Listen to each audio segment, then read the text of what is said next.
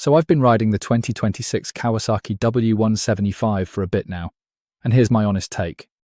First impression, it's all about that retro charm.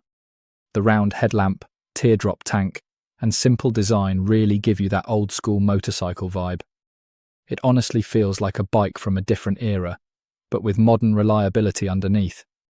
Now the engine, it's a 175cc air-cooled single, making around 13 horsepower.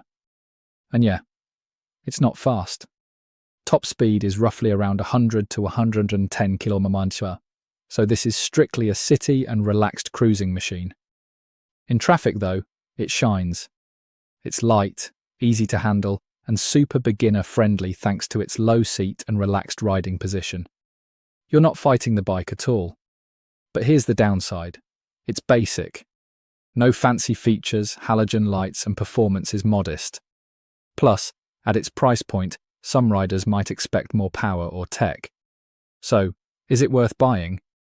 If you want speed or features, no. But if you want a simple, stylish, reliable retro commuter that feels different from everything else on the road, the W175 absolutely makes sense. For me, it's a lifestyle bike, not a performance one.